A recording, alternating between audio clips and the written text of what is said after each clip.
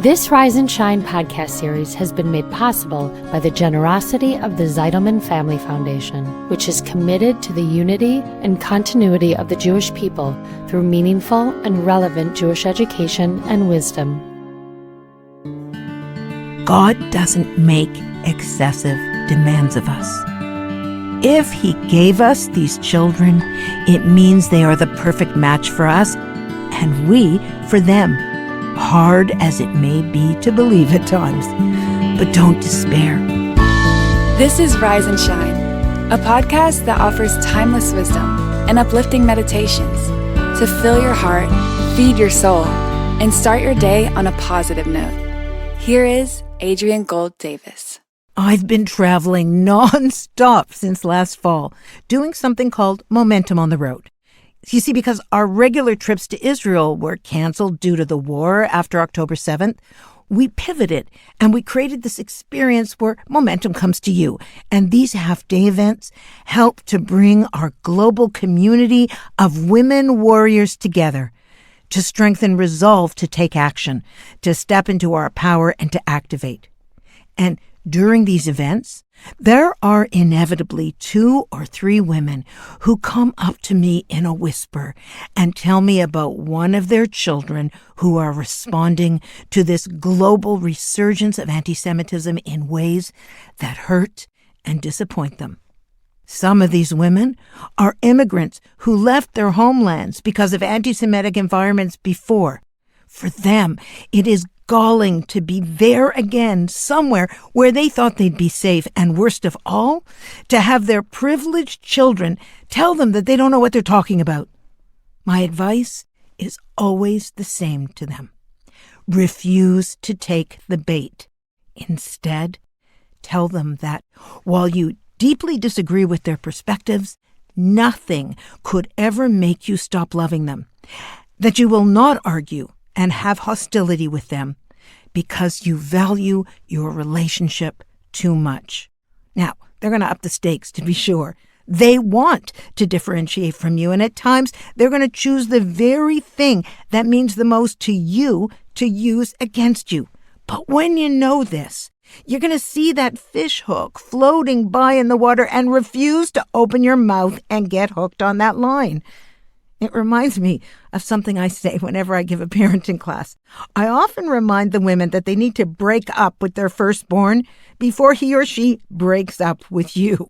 Meaning, to begin to let them go slowly and consciously and begin to accept their autonomy before they demand that you do. There's something about your first, that practice child, that we fill with our aspirations for great parenting and bedevil with our inadvertent mistakes. They're like the training ground for the children yet to come. They benefit from our deep attention and also are victims of what a doctor once told me is called Jewish child abuse. That's over-focusing on your firstborn. For many women, the love they feel for their children is so overwhelmingly powerful that they have no defense or personal boundaries. And long after developmentally our kids see each of us as separate entities, we still want to shove them back in our womb to protect them, to harken back to those days when everything we said was treated as gospel and everything we were was perfect and beautiful. And while that phase passes for our children, sometimes it does not pass for us. And while we're still disappointed, heartbroken, thrilled, proud, and madly in love with them, they have, if you will, moved on. Like you're pursuing someone who's just not that into you.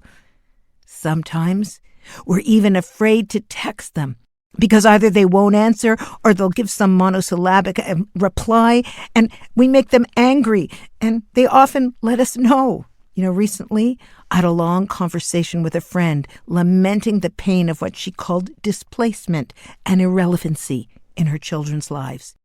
Did I do such a terrible job? She asked, that they want such clear boundaries from me, that they need such a distance from me.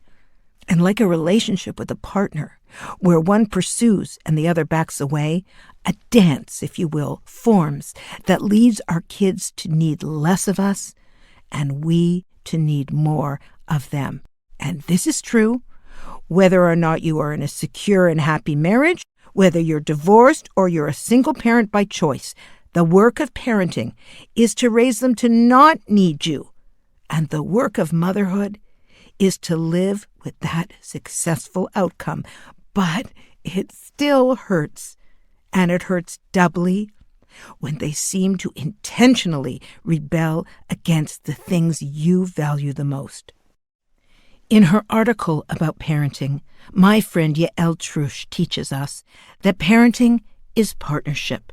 She references the Talmud, where it says there are 3 partners in the making of a human: the father, the mother, and God. God is a partner in this parenting endeavor, she writes.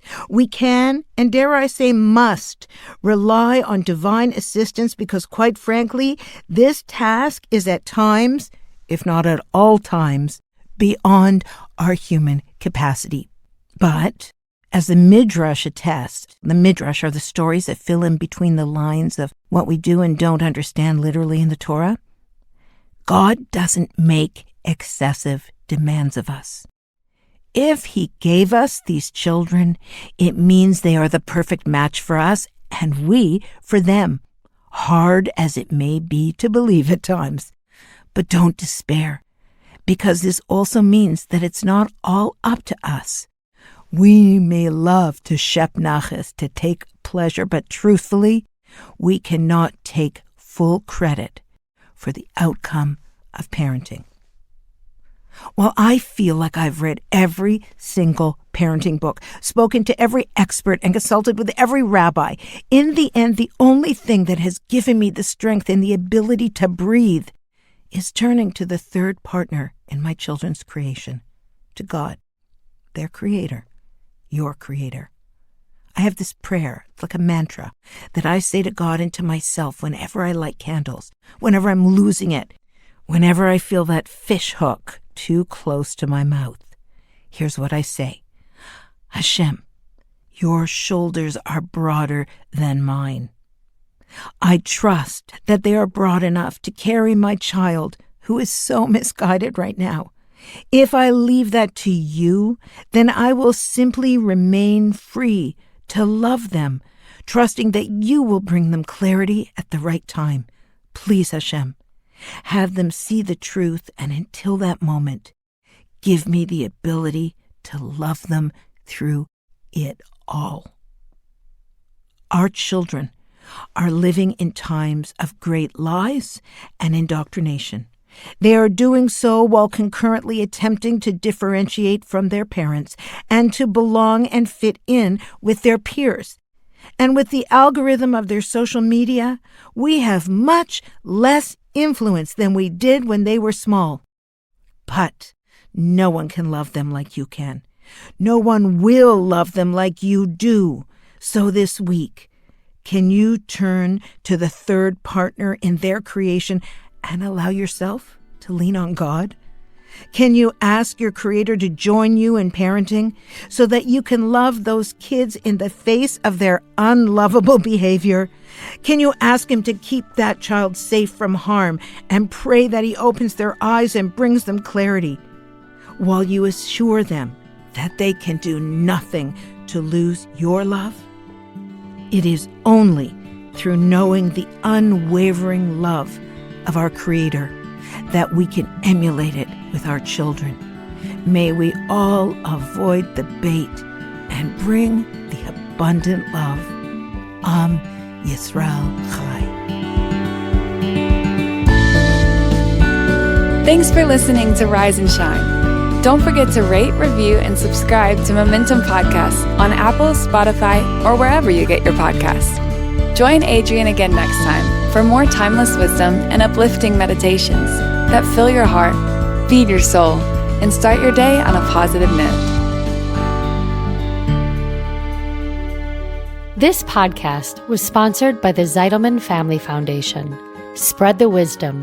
Inspire Jewish individuals around the globe by supporting Momentum's podcasts. To sponsor, contact podcast@momentumunlimited.org.